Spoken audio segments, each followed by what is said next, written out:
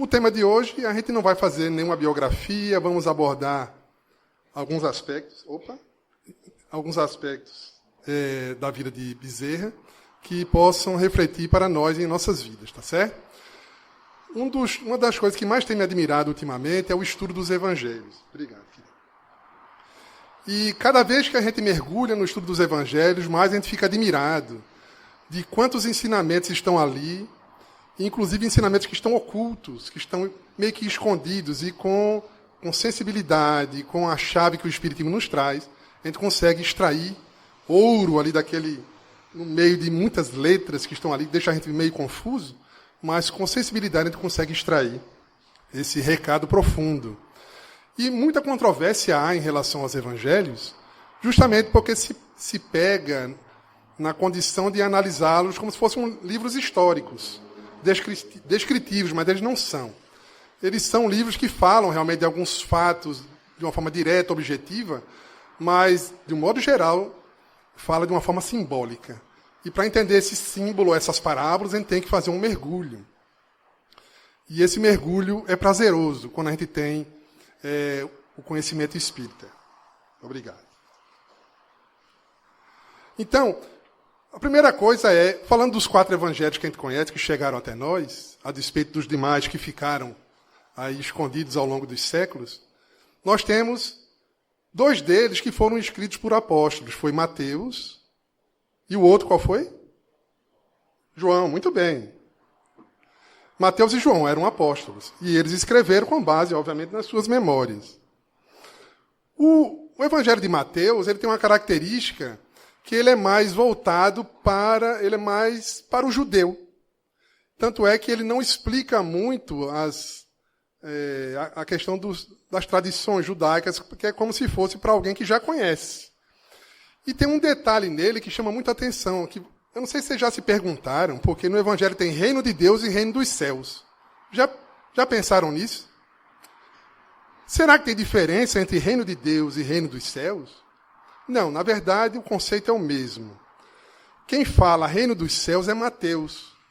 E muito provavelmente porque, como ele escreveu para judeus, e os judeus tinham aquele cuidado de não dizer o nome de Deus em vão, então ele usa reino dos céus. Mas os demais se referem como reino de Deus. Mas estamos falando da mesma coisa.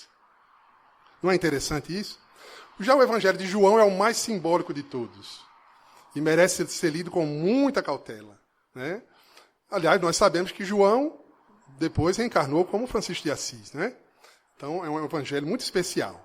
Mas há os outros 2 evangelhos, o de Lucas e de Marcos, que os 2 não foram apóstolos. Então, como é que eles escreveram o evangelho se eles não presenciaram ali o tempo todo os trabalhos de Jesus? Bom, Lucas, que era médico, amigo de Paulo, escreveu com base nas memórias de Maria de Nazaré. E isso é interessante, e talvez explique por que no Evangelho de Lucas haja uma descrição tão pormenorizada do nascimento de Jesus. Porque ele colheu essas informações ao lado de Maria. Já imaginaram o que é isso, gente? Você sentar ao lado de Maria de Nazaré e ela aí contando, né, falando sobre Jesus, que maravilha, né? Não é para qualquer um, não. Lucas. Quem ia fazer esse trabalho era Paulo de Tarso, mas ele foi preso e então ele pediu a Lucas que o fizesse. Aliás, todos os evangelhos foram muito influenciados, estimulados por Paulo de Tarso. Quem primeiro escreveu, o primeiro livro a ser escrito do Novo Testamento, segundo alguns pesquisadores, não é um evangelho, mas sim uma carta de Paulo. E depois ele que incentivou os demais a escreverem um evangelho, para que não se perdesse, não é? É bem interessante isso, porque a tradição era oral. Havia algumas anotações, alguns registros, mas em formato de evangelho não havia. Então, Paulo, que tinha todo um conhecimento, era muito sábio, né? Então ele estimulou os demais a escrever os evangelhos. Já o evangelho de Marcos, eu não sei se vocês sabem, mas Marcos é João Marcos. João Marcos é o sobrinho de Barnabé. E Barnabé é aquele companheiro de Paulo que fez muitas viagens. Quem leu o livro Paulo Estevão? Quem leu aqui Paulo Estevão? Opa, muito bem. Então vão se recordar bem disso, né? E Barnabé, como um bom tio zeloso, queria encaminhar seu sobrinho, que tinha realmente alguns dotes especiais, tinha realmente um certo valor, e convenceu Paulo a levá-lo em uma das viagens. O problema é que as viagens de Paulo não era o Nutella, o negócio era pesado, né? Era dormir ao relento, comer o que achasse, às vezes era apedrejado, né? Era uma coisa meio difícil de ser feita. E o jovem Marcos era muito novo ainda. Não tinha ainda uma maturidade. E Paulo, percebendo que ele não tinha essa maturidade ainda, botou ele para voltar para casa. Ficou aquele clima, ficou uma coisa meio chata, mas depois todos entenderam que Paulo tinha razão. Lógico, depois ele amadureceu e tornou-se um grande trabalhador. Mas Marcos escreveu o seu evangelho com base nas memórias de Simão Pedro. Isso é interessante porque quando a gente pega o evangelho de Marcos, a gente vê que ele é diferentão. O evangelho de Marcos ele é direto, é objetivo. Porque Simão Pedro era assim. Simão Pedro era um homem pragmático, era um homem ali de resolver as coisas. Não era aquele homem de estudo, de muita reflexão, assim, né? Embora tenha sido quem quem conseguiu manter a coesão do cristianismo nascente, né? Tinha toda uma sabedoria nele, mas ele não tinha aquela erudição. Então, inclusive Haroldo Dutra fala que quando foi fazer a tradução do grego, o evangelho de Marcos tinha uma série de erros, não de português, mas erros de grego. Porque justamente era um livro bem coloquial e bem rápido. E quando você pega o Evangelho de Marcos, você vê que o ritmo dele é diferente. Então ele já começa com João Batista batizando. Ele não fala do nascimento de Jesus. Ele já entra João Batista batizando, já chega Jesus. Jesus é batizado. Depois de ser batizado, Jesus vai para o deserto, tem o episódio da tentação. Jesus sai do deserto, vai para a Galileia, retorna à Galileia, anuncia que o reino de Deus está próximo e começa a regimentar os seus apóstolos, começando por Simão Pedro e seu irmão André, e na sequência João e Tiago, filhos de Zebedeu, às margens do mar da Galileia ou lago de Genezaré. E ali ele regimenta aqueles trabalhadores, começam os trabalhos. Na sequência, e aí a gente vai aproveitar esse texto de Marcos, para servir de introdução para a gente, vem o episódio da cura do endemoniado de Cafarnaum. E o interessante disso, gente, é que quando os evangelhos foram escritos, não havia esses títulos. Porque quando a gente pega hoje o evangelho, não tem uma série de títulos, não é? E a gente vai acompanhando. Não é interessante porque... Mas isso não existia nos textos originais. Foi algo que foi introduzido depois. Não estou fazendo nenhuma crítica, porque eu acho que é até muito bom, porque ajuda a gente a saber onde é que está o assunto, né? Você se situa dentro do evangelho. Se fosse um texto corrido, era mais difícil. Mas ele tem uma desvantagem também. É porque quando você coloca um título, você induz a pessoa que vai ler a só pensar naquele aspecto. E o evangelho tem muitas faces. Então, quando eu leio a cura do endemoniado de Cafarnaum, o que vocês pensam? Deixa eu beber água, você me diz. O ensino é sobre o quê?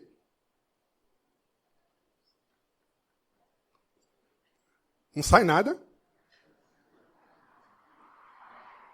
Pode falar, gente. Está na cara. Está falando de um endemoniado que foi curado. E onde? Em Cafarnaum, rapaz. Não é isso que está falando? Só que o texto não fala só sobre isso. A parte principal não está descrita aí nesse título. Tá certo? Existe, de fato, a cura do endemoniado. Mas isso não é o que há de principal, de mais importante nesse texto. Eu vou ler para vocês. Vamos lá. Entraram em Cafarnaum. E logo no sábado, indo ele à sinagoga, ali ensinava.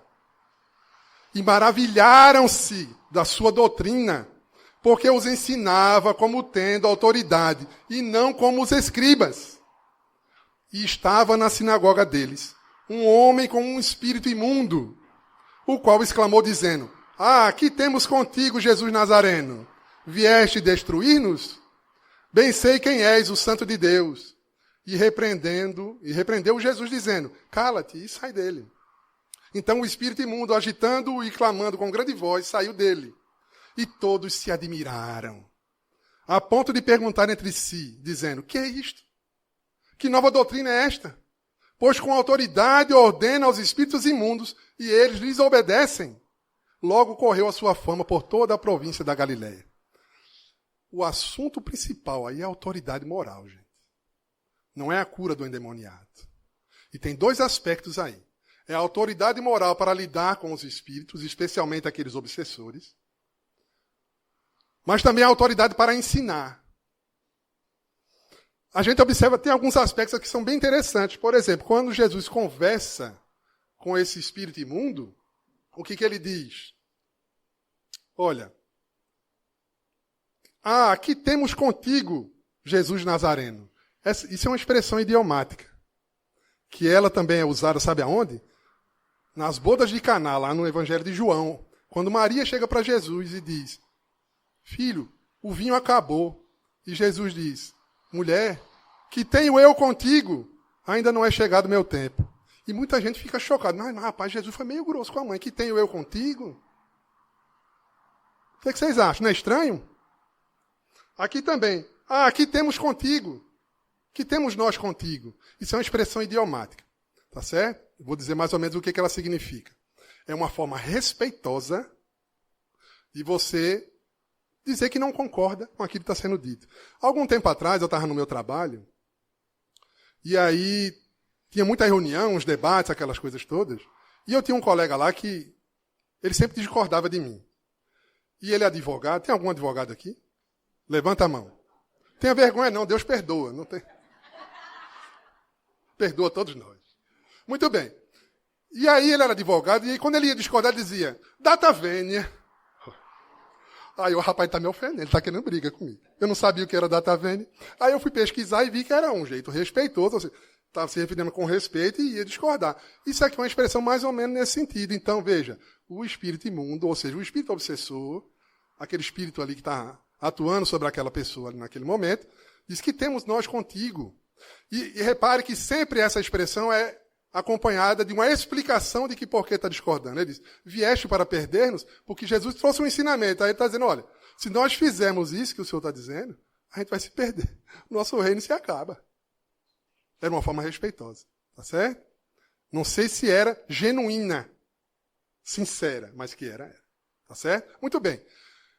Mas o que Jesus está nos ensinando aqui, e Allan Kardec percebeu isso muito rapidamente, é que no trato com espíritos obsessores, especialmente aqueles mais endurecidos, se você não tem nada que faça efeito a não ser a autoridade moral. Se não houver autoridade moral, não tem... água benta, passe, né? Palestra, ou pode ser o que for, água fluidificada, pode ser o que for, não vai funcionar. Agora, se tiver autoridade moral. Pode ser uma pessoa de qualquer religião, qualquer credo, né? Qualquer filosofia, vai conversar e vai conseguir atuar sobre aquela pessoa, porque é a vibração que acompanha a voz que vai fazer efeito naquela pessoa, naquele espírito. Os espíritos são mais sensíveis ainda. Isso funciona entre nós encarnados, mas entre os desencarnados isso é mais evidente. Eles percebem se a nossa vibração é sincera ou não. Ok? Bezerra de Menezes, em 1890, já estava velhinho, né? Estava de cabelos brancos já. Ele faleceu muito moço, né? É que o velhinho daquela época não é igual ao velhinho de agora, né? Ele ficava velhinho mais rápido. E aconteceu um fato, e foi em Niterói, que, se não me engano, é a cidade onde Sônia morava, né? Não sei se ela nasceu lá. Não é, gente? Depois a gente confirma com ela. E foi em Niterói, havia uma senhora, que era viúva, mãe de 5 filhos, e estava passando um processo obsessivo terrível. Era um caso de subjugação, quiçá um de possessão. Não tenho maiores detalhes para dizer isso aí, mas pelo menos subjugação era. E ela estava prostrada numa cama. Ocorre que vários trabalhadores espíritos já tinham ido lá conversar e nada de resolver a situação. O espírito não arredava a pé. Isso aconteceu com os apóstolos também. E foram a Jesus e disse, é porque esse tipo de espírito é necessário jejum e oração. Jejum não é de comida, não, é do alimento, de todo o alimento que nutre o orgulho. Né? As mazelas espirituais, tudo isso aí, se a gente não tiver jejum disso, não vai funcionar. Então, foram chamar Bezerra. Ele disse, mas vocês já foram lá, o que eu vou fazer? Se vocês já foram e não resolveu. Insistiram, ele resolveu ir. Quando chegou lá, a primeira coisa, imagina, uma casa pobre, uma senhora, viúva, com os filhos ali, ela é prostrada numa cama. Ele se apiedou. Ele sentiu aquela comoção. E começou a conversar com o espírito através da mãe. Esse espírito era de sua filha mais velha, que guardou ódio dela porque morreu na miséria e atribuía todo o seu sofrimento à própria mãe. E estava ali atormentando a mãe. E não arredava pé. endurecida. Então, Bezerra disse, você já fez uma prece à Mãe Santíssima? Ela disse, não, nunca fiz uma prece não. Você permite que eu faça? Veja a humildade desse homem. Pedir autorização ao espírito obsessor para fazer uma prece. Ela disse, se você quiser, você faz. Então ele se levantou, fez a prece, aquela prece sentida a Maria de Nazaré. Quando ele terminou, a mãe que estava prostrada, o espírito se levanta com ela, né? Para na frente de Bezerra, beija sua testa e diz, quem faz uma prece dessa só pode estar com Deus. E parte. Não precisou ele argumentar nada com ela. Autoridade moral. Isso é que faz efeito. Bezerra tinha de sobra e tem. Pois bem, voltando para a nossa passagem, esse não é o único que ensina a autoridade moral para lidar com os espíritos, porque veja o que acontece. Logo no início, entraram em Cafarnaum e logo no sábado, que era um dia sagrado, na sinagoga, que era um lugar sagrado, Jesus ali ensinava. Mas não era um ensino qualquer. As pessoas ficaram maravilhadas com a sua doutrina. Porque ele não ensinava como os escribas, mas com autoridade.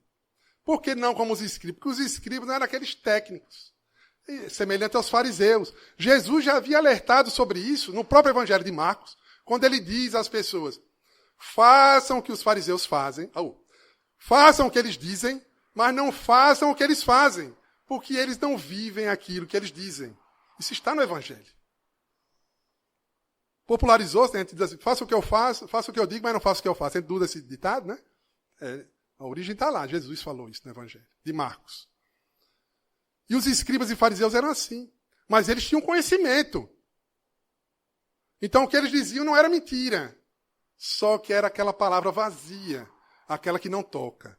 Para que uma palavra toque alguém, para que maravilhe alguém, é preciso ter autoridade moral.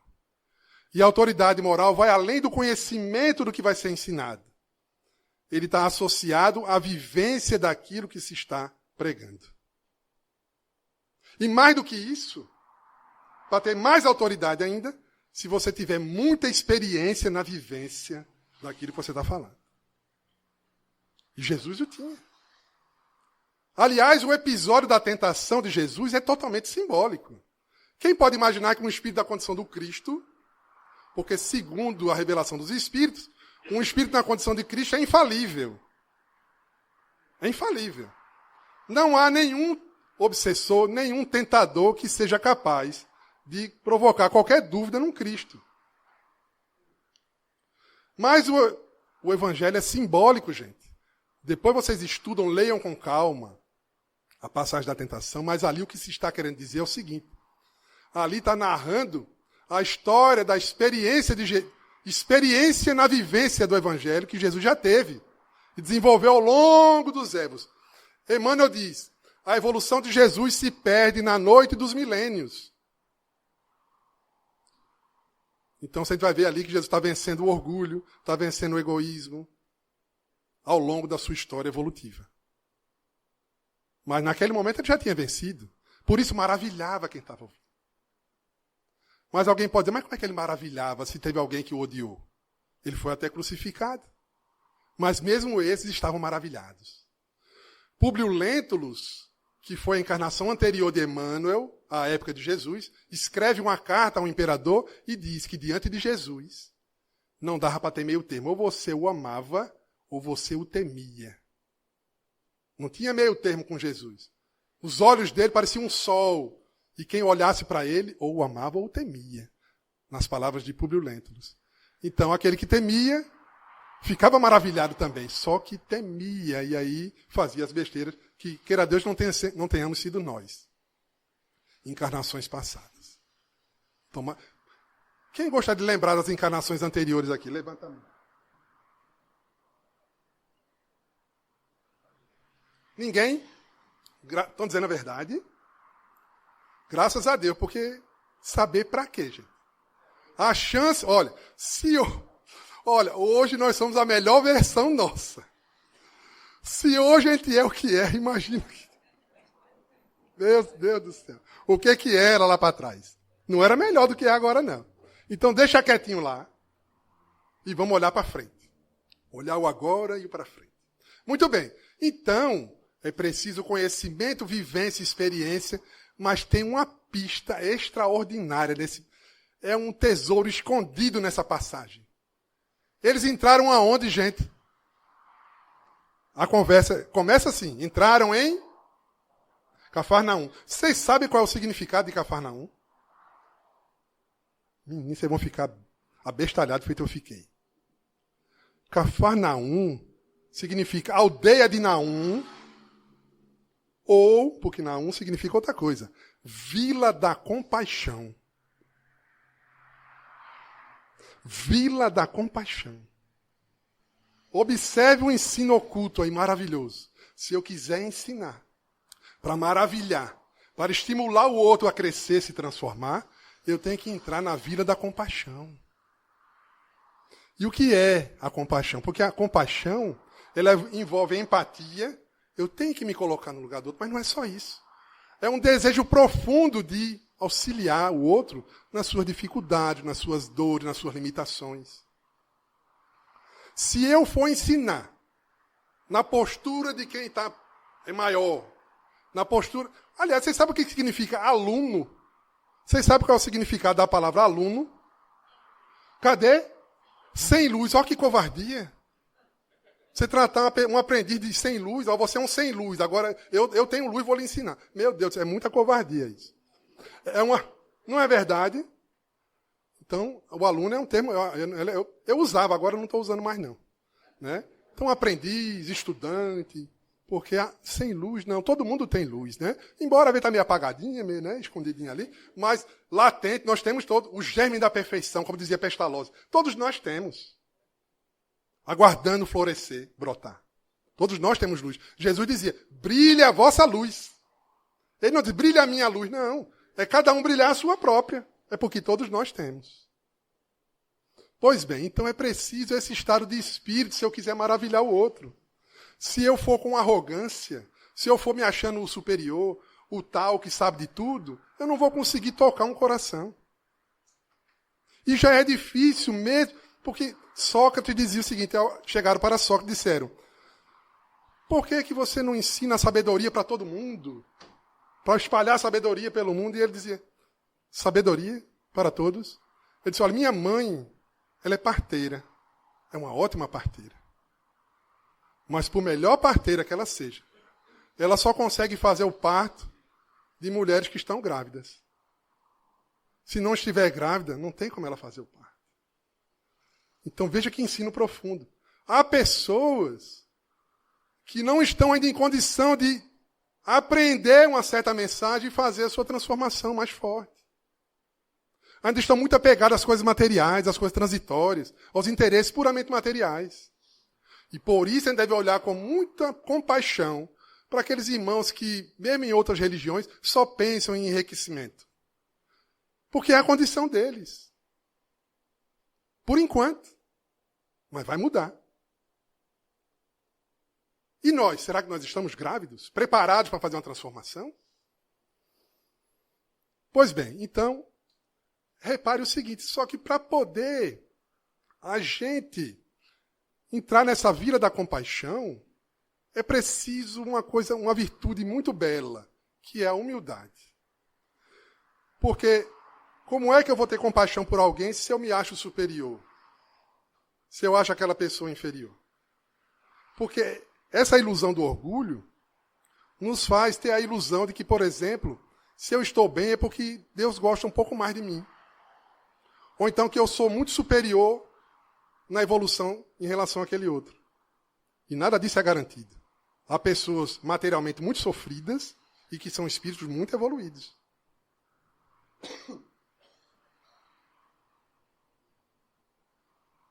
O próprio Bezerra, ele não tinha uma saúde perfeita, não. Curava muita gente, mas tinha dores horríveis. Chico Xavier também. Problema de sério na vista, né? E tantos outros problemas que ele tinha.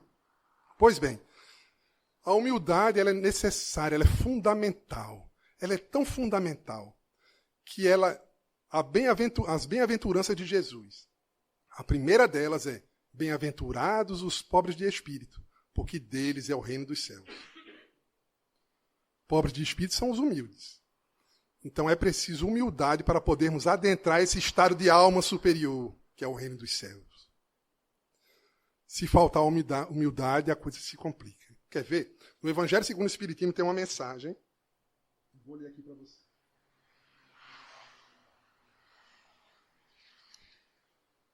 É no capítulo Sede Perfeitos. O nome da mensagem é A Virtude.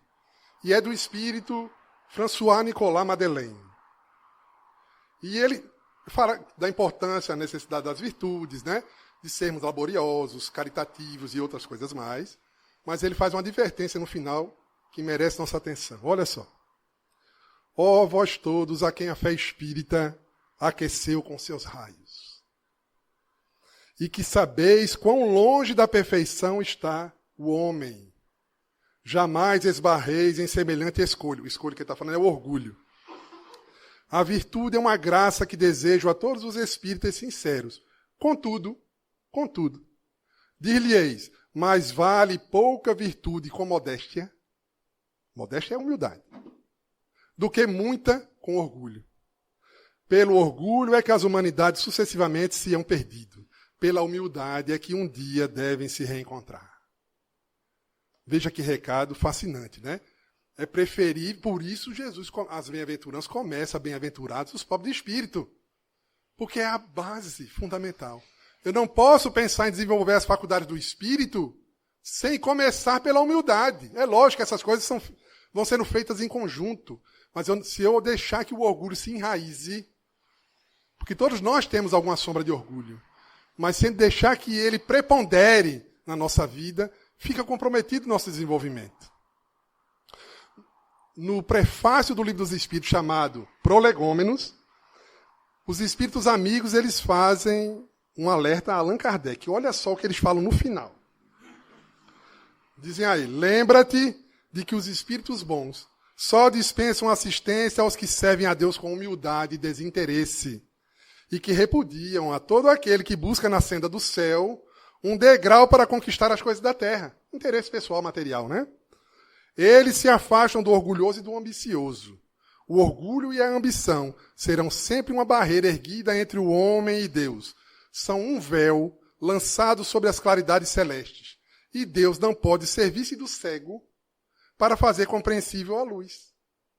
Então, veja só que interessante. Como trabalhadores espíritas, temos que estar atentos. Porque o orgulho, ele é sutil. Como é que está o nosso olhar em relação ao outro? Será que nós olhamos para ele como um igual? Porque humildade não é se achar menor do que o outro. Porque aí é baixa autoestima, é isso, né? A humildade é a gente olhar como igual, como semelhante ao outro. E o orgulho nos traz o viés de olhar como se nós fôssemos superiores. E às vezes nem percebemos, porque ele é muito sutil. Bezerra de Menezes era muito atento a isso. Muito. Um certo dia, em 1896, ele estava fazendo uma palestra na Federação Espírita Brasileira, que à época, se não me engano, era no Rio de Janeiro. E quando ele terminou, foi uma palestra daquelas que as pessoas ficaram, todo mundo chorando, que ele tinha essa característica. Ele comovia as pessoas, e ele também se comovia muito. Então, quando terminou, ele desceu da tribuna e começou a andar, e ele falava com os mais íntimos para saber se ele tinha dito alguma coisa que tinha ferido. Ele tinha esse cuidado. Olha que gentileza, né? Se na palestra ele disse alguma coisa assim imprópria, que tinha ferido alguém, ia atendendo um e a outro. Quando de repente ele olha na escada que descia para o outro andar, ele lança o olhar e vê um homem lá, mais ou menos uns 45 anos, os cabelos todos assanhados, a roupa maltrapilha e suja. Ele prende a atenção naquele momento, naquele olhar daquele homem. Porque quando nós nos fazemos iguais, nós enxergamos o outro. E quando nos sentimos superiores, nós não vemos. Nós não vemos. Especialmente aqueles que mais precisam da nossa presença. E ele olhou e disse, é um caso que eu preciso atuar. Então ele se aproximou do homem, levou ele para um canto, e o homem contou a história. Disse, olha, eu estou aqui, mas minha esposa e meus filhos estão em casa doentes e famintos, não tem nada em casa. E eu também estou faminto e também estou febril. Preciso de uma ajuda. Bezerra começou a procurar. Ele não tinha nada, porque Bezerra era médico, mas era um médico muito diferente do que a gente tem visto por aí hoje. Com todo respeito aos nossos irmãos médicos. Não são todos, né? Mas você sabe muito bem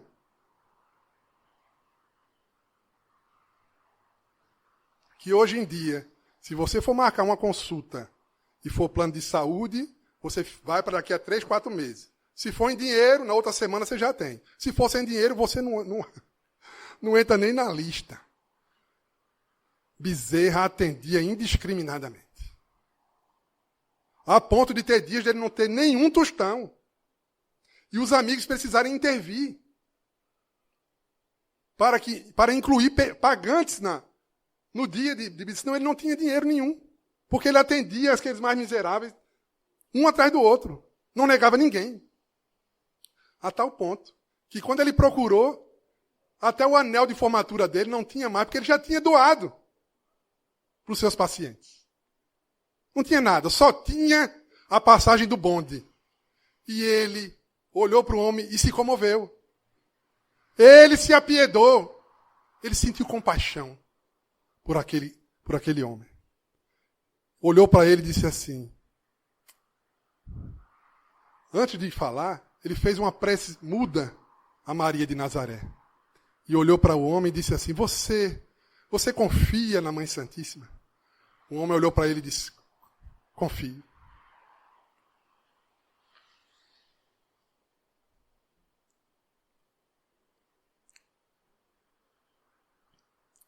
Então, meu filho, receba esse abraço em nome de Nossa Mãe Santíssima. E o abraçou demoradamente. E disse, meu filho, agora vá para casa. Quando você chegar em casa, abrace sua esposa e cada um de seus filhos. E vamos confiar que nossa mãe não vai nos faltar. E foram embora. E Bezerra foi para casa preocupado. Será que eu fiz todo o possível por aquele homem? Eu não tinha nada para dar a ele. Uma semana se passou. Bezerra já nem lembrava mais do que tinha acontecido, porque ele atendia tanta gente. E quando ele terminou, na outra semana, a reunião, quando ele vai saindo, ele vê o mesmo homem lá, sorridente, e se aproxima dele e diz, muito obrigado. Aquele seu abraço misericordioso fez um milagre em minha vida. Quando eu cheguei, eu já saí daqui melhor. Quando eu cheguei em casa, eu abracei minha esposa e meus filhos, tomamos água e fomos dormir. Parecia que tínhamos nos alimentado. No outro dia acordamos, ninguém estava doente mais. Me veio a inspiração de ir a uma determinada casa. Quando cheguei lá, a porta se abriu, uma pessoa me atendeu, eu contei a história e me arranjou um emprego. Estou empregado. E ambos se abraçaram e choraram juntos. Veja o nível de envolvimento que Bezerra tinha com as pessoas. Porque a gente até ajuda. Mas você se solidarizar na dor do outro é uma coisa que a gente ainda tem dificuldade de fazer. Estamos a caminho. Ninguém fique desanimado com isso. Mas aquela é nossa meta. Bezerra é um exemplo para todos nós. E ele tem trabalhado muito, gente. Né? E veja que tudo isso só acontece por causa de sua humildade. Porque a humildade promove coisas em nossas vidas que a gente não tem nem como calcular. Como a vida se movimenta para resolver os problemas. E o orgulho, ele é sutil. Eu me lembro uma vez que eu fui fazer um trabalho a gente fazia a campanha do quilo lá no Bongi. Uma invasão que tinha lá. No bairro, a invasão e tinha no bairro. E durante a campanha a gente observava quais eram as pessoas mais carentes, porque durante a campanha você normalmente não dá nada, né? Para não perder o foco do trabalho, mas você pode ir depois. E a gente percebeu que havia uma senhora que era muito carente. Era uma senhora de idade. E ela morava num barraquinho muito pequeno. Era um vão só. E morava ela e a sua irmã. E ela estava com muita necessidade porque ela não tinha trabalho, não tinha emprego. E a irmã era muito doente. E é doente mental. E ela não podia deixar a irmã, porque a irmã era a seguinte: se ela deixasse a irmã, ela corria para a rua, tirava a roupa e saía correndo. Era essa a situação dela. Então ela tinha que ficar o dia inteiro tocaiando a irmã. E a gente foi lá. E ela não tinha nada. Levamos uma feirinha para ela. Né? Entregamos a feira, tal, fizemos uma prece e dissemos: nós vamos embora. Eu e um amigo meu. E aí ela disse assim: olha, eu vou passar um cafezinho aqui para a gente tomar junto. Olha o que a minha cabeça pensou. Peraí, ela já não tem quase nada. Ela vai passar a gente vai comer do pouquinho que ele deixou para ela? Não vou fazer isso não. E aí, eu já, não, deixa para outra vez, vamos sair. Aí eu já ia saindo com o colega, aí aquela advertência. O amigo espiritual disse: volte. Aí, quando eu me volto, ela estava com aquele olhar triste. Aí eu olhei para ela assim: eu entendi, né? Eu disse: olha, mudei de ideia, eu vou aceitar o cafezinho. Ela sorriu. Preparou um cafezinho. Tomamos um cafezinho num copinho americano, com 2 bolachinhas creme crack. Foi o melhor café que eu já tomei na minha vida. Mas o curioso, gente, é porque o orgulho ele é sutil. A gente não enxerga a real necessidade do outro. Porque a gente se coloca na condição de benfeitor. Não é? Ela precisa, eu não preciso. Então eu não vou usar o dela. Mas o que ela precisava naquele momento era receber amigos na casa dela. Era uma visita e ela se sentiu ali como anfitriã. E ela ficou feliz com aquilo. O orgulho tem 1000 facetas. A gente tem que estar atento, olhar para dentro de nós. Como é que nós estamos enxergando o outro? Como é que eu enxergo meus parentes? Como é que eu enxergo aqueles que não pensam como eu? Os vizinhos problemáticos, os colegas de trabalho invejosos, mentirosos, aqueles que têm opiniões divergentes das minhas. Todos eles, sem exceção, são nossos irmãos. E enquanto eu não me conscientizar disso, eu estarei com dificuldade para me desenvolver e chegar ao reino dos céus. Porque a base do reino dos céus é a humildade. Eu tenho que olhar para o outro como um semelhante. Não como um adversário, não como alguém menor. Não, eu não sou o benfeitor, o salvador de ninguém. Nós somos irmãos. Se o outro está necessitado hoje, nada impede que amanhã seja eu. Se ele está drogado hoje, será que se eu passar pelas mesmas coisas que ele passou, eu não vou estar assim ou pior? Se ele é um ladrão hoje, se ele é um desonesto hoje, será que a educação que ele recebeu, se eu recebesse, eu não estaria assim também? A chance é grande de que sim, viu, gente? Porque nós estamos mais ou menos no mesmo nível. A diferença é muito pequena. São poucos os espíritos de escola que estão encarnados entre nós. A grande maioria de nós está ali, aos trancos e barrancos, se desenvolvendo. Está ótimo, já estamos melhores. Já foi bem pior. Mas ainda há muito o que fazer. Porque agora a gente já tem condições de abrir os olhos e fazer a autoanálise. Aquilo que Santo Agostinho nos recomendava, né? Antes de dormir, analisar o que fizemos durante o dia. E Bezerra fazia isso o tempo todo. E Bezerra, após desencarnar, ele tem sido um baluarte de apoio ao movimento espírita, sem dúvida, mas não só ao movimento espírita. A gente tem notícias que Bezerra fazia receituário mediúnico em centro de Umbanda. E lá ele não aparecia como Bezerra. Aparecia como talvez um preto velho de lá e fazia o seu trabalho. Porque esses espíritos, quanto mais elevados eles estão fora dos rótulos. Onde houver um interesse por fazer o bem, eles vão lá e ajudam. André Luiz conta um fato que me chama muita atenção, de uma região onde havia algumas senhoras que haviam sido freiras e que faziam um trabalho de recepção de muitos espíritos que tinham desencarnado em perturbação. E tinha uma pequena colônia, um local de auxílio. E André Luiz foi conhecer e ficou encantado com aquele trabalho. E na conversa vai, conversa bem, ele percebeu que aqueles espíritos daquelas freiras não sabiam ainda da reencarnação. Elas não estavam cientes de que aqueles espíritos todos ali tinham que se preparar, mais cedo ou mais tarde, para reencarnar. E ele pergunta ao instrutor que estava com ele, por que ninguém contou para elas? E sabe o que o guia disse? Disse, para que, André? Para que violentar uma consciência que não está preparada ainda para essa verdade? O trabalho tão belo que elas estão fazendo só iria perturbá-las. Os espíritos respeitam, gente.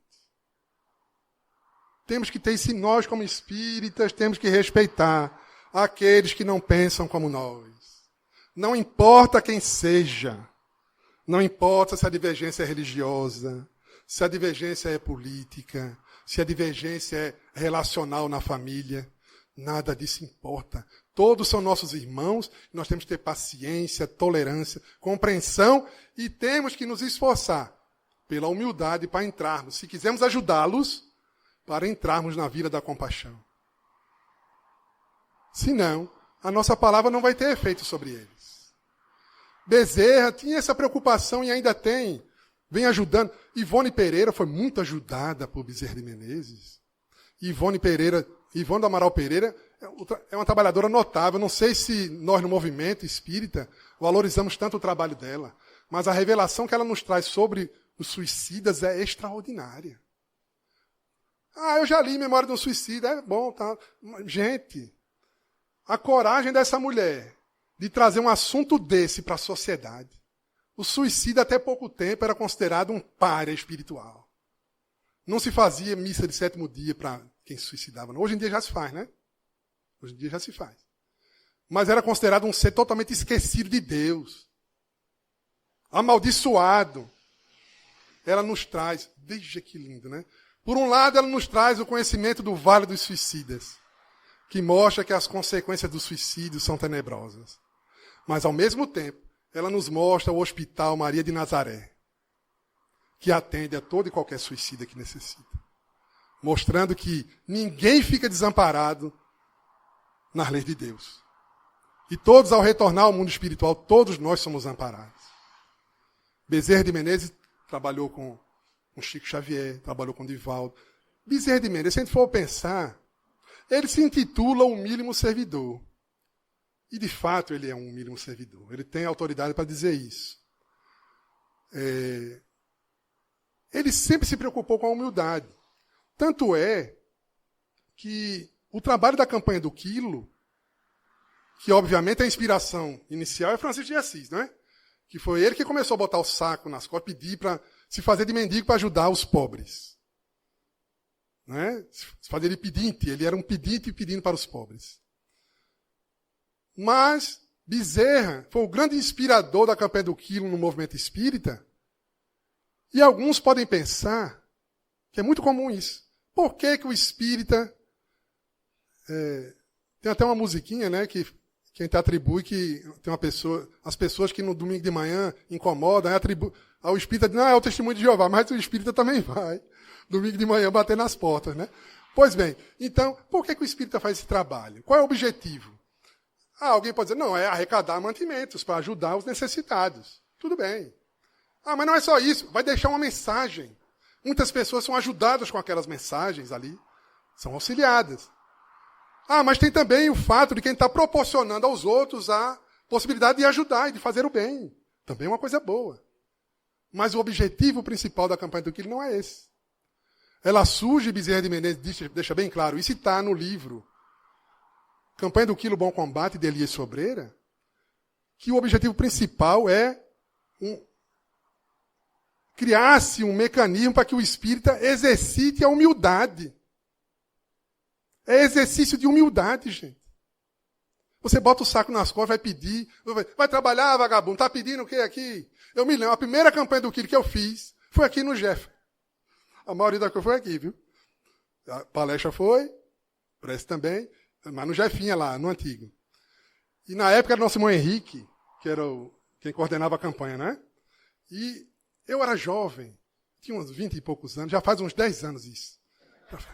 Foi muito tempo atrás.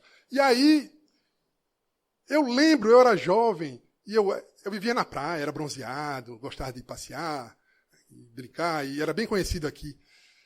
e era atleta, e vivia nas competições, naquela coisa toda, e era bem conhecido aqui na região. Aí eu fui naquele primeiro dia fazer a campanha do quilo.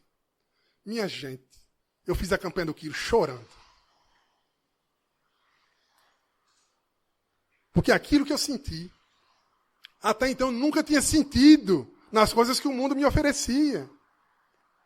É aquilo você reservar um tempo seu para se desdobrar, para ajudar as pessoas. E muitas vezes, sem compreender, que eu encontrei alguns amigos, tá fazendo o que aí, rapaz? Um saco nas costas? Tem vergonha, não? Elias Sobreira, que eu tive a honra de conhecê-lo, porque ele era amigo pessoal do meu avô. Meu avô ajudou ele na implantação da campanha do quilo aqui em Recife, no Nordeste. Era um trabalhador notável, notável. Olha, pense numa pessoa que tem coisas que não dá nem para falar. E eu o visitava, não por minha conta, porque eu pegava a carona com meu avô, né? Ia lá, visitava ele na casa dele. Por sinal, eu estive na casa dele poucos dias antes dele desencarnar. Ele muito doente mesmo. Mesmo assim, nos recebia, conversava, não reclamava de nada. Pois bem, tem uma história dele que é clássica, acho que todos já devem ter ouvido, que ele estava pedindo uma certa ocasião, e ele viu um grupo de homens sentados, ele foi lá e pediu a ajuda às vovozinhas, e um daqueles homens se levantou e deu uma cusparada na mão dele. Você conhece essa história? E aí ele pega o lenço, né, que naquela época usava lenço, né? Limpa a mão dele e diz: muito bem, você já deu o que eu merecia, agora deu das vovozinhas? E o homem deu. Por quê? Autoridade moral. Que nasce da humildade. Porque se fosse, boa parte da gente aqui, eu acho que a coisa não ia dar muito certo não, um negócio desse. Não é verdade? A gente ia ficar pelo menos chateado. Mas ele tinha humildade e foco no trabalho. E Bezerra o inspirava para justamente estimular isso. Os espíritas treinarem a humildade. É o principal. Porque é a base do desenvolvimento espiritual, é a humildade. É melhor pouca virtude e muita humildade, como nos diz aqui os espíritos, do que o contrário. Eu vejo pessoas, às vezes, no centro lá, chega, meu Deus, dá dó, que já arrotando, que sabe muitas coisas e tal, doutorado, pós-doutorado, conhecimento, leu todos os livros espíritas, tem muita leitura, mas quando você vai ver a pessoa no dia a dia, você vê que é uma pessoa que é frágil. Por quê? Falta humildade. E aí não consegue lidar com os graves problemas da vida. E nenhuma pessoa dessa me gera nenhuma admiração. Agora, quer ver gerar admiração para mim? Eu tenho uma amiga minha, desencarnou ano passado. Não sei se eu já contei isso para vocês. Minha irmã, dona Ana, querida amiga. 90 e poucos anos desencarnou. Ela veio do interior de Cupira. Morava na zona rural de Cupira, no Agreste. Muito jovenzinha, veio para Recife há muitos anos atrás. Com o seu marido, e foi morar numa invasão. Completamente analfabeta. Ela foi morar numa invasão. O rapaz, com pouco tempo, se engraçou de outra, deixou ela. Ela ficou em Recife sem conhecer ninguém. Sem trabalho, completamente analfabeta. Mas tinha muita fé, especialmente em Maria Santíssima. E ela estava andando pelo meio da rua, atordoada, nas imediações do Hospital Agamenon Magalhães. Acho que é o Agamenon Magalhães. E ela fez uma prece e pediu a Deus que a ajudasse a conseguir uma forma de se manter, porque ela era católica à época, então se ela conseguisse, ela prometia que nunca mais ia ter envolvimento com nenhum homem e ia dedicar a vida a cuidar de crianças. Ela fez essa promessa. No que ela terminou de fazer a prece, uma mulher esbarra nela. Pense num resultado rápido, a eficácia da prece, né? A mulher esbarra nela, era uma enfermeira do hospital.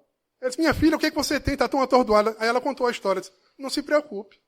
Passe amanhã lá no hospital que você vai trabalhar lá comigo. No outro dia ela estava trabalhando como auxiliar de serviços gerais. A enfermeira olhou para ela e percebeu que era analfabeta. Disse: minha filha, vou lhe ensinar. Ensinou ela a ler. Devagarinho foi ensinando ela a ler. E ela trabalhando com afinco. Foi se mantendo, foi trabalhando, se ajeitando, foi progredindo, conseguiu comprar a casinha dela e começou a adotar a criança.